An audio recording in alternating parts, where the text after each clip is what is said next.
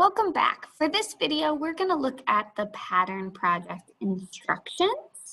But specifically, we are going to be going over step 1, which is creating your plan and filling out your pattern project brainstorming sheet, which helps you make your plan. Okay, that's the whole point of this.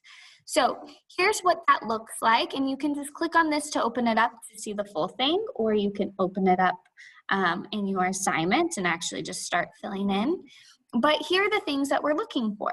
So you need to choose an inspiration, somebody who matters to you, whether that's somebody close to you, maybe it's a family member or a friend, maybe it's somebody who is a social activist or famous for some reason, could be a musical artist, could be an actor or an actress, could be somebody in a career that you admire. So lots of different options for that, but they need to be your main inspiration. Then I want you to tell me, how do they inspire you and what makes them special to you?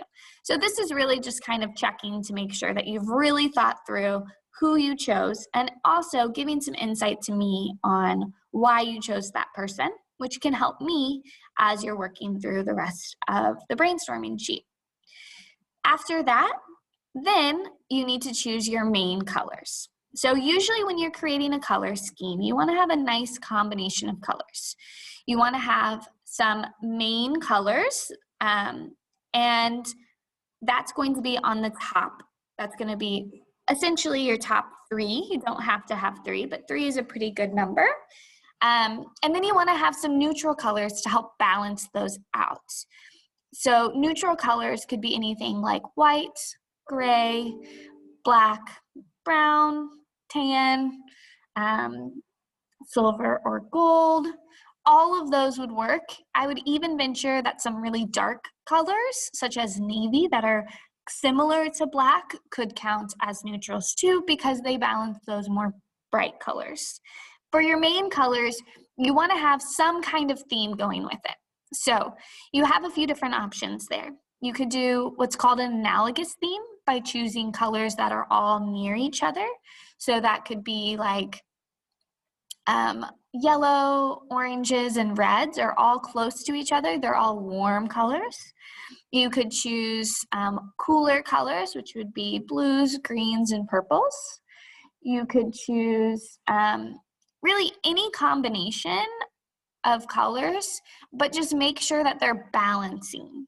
So you don't want to have 2 colors that are almost the exact same as each other. You might have colors that are all blue, but they should look different. You should be able to tell that one is a darker blue and one is a lighter blue and one is a medium blue. You also can choose to do colors that are in the same kind of family. So you could do jewel tones such as rubies and emerald and sapphire. You could do more pastel tones, like what we think of kind of like Eastery colors or springy colors, such as like a pale purple and a pale blue and a mint green. So you decide what's going to reflect best for who your person is. Do you think that they would use more bright colors? Do you think that they would use more jewel tones or darker colors? Do you think that they would have a combination? Do you think that they would use lighter colors? You decide. And then you're going to use this website, coolers.com. And I'm going to go there really quick so you can see how this works. So when you get here, you're just going to do start the generator. Hopefully you have some colors in mind, but if you don't, this is actually a really good place just to work. And so if you click the space bar, it allows you just to see a bunch of different colors. Once you find one that you like, then you can go in and you can lock it and then keep going. Maybe I like that one too. Maybe I like this one, but it's a little too bright. So if I want to alter it myself, I can click on the color. I think the easiest way is to go to hex and then picker and then alter it this way. And then maybe I like that one now, and I like that one, but I just want a different one here. Until you find one that you like, Make sure you have a few neutrals and then some brighter colors. So these are all brighter colors. Once you find all of this, you have a couple options. You can either write down each of these and put it in your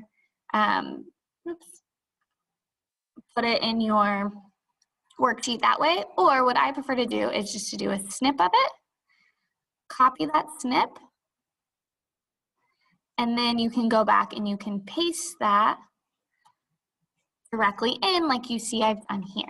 Okay, so I wrote it out, but I also just pasted it in so I can see those main colors.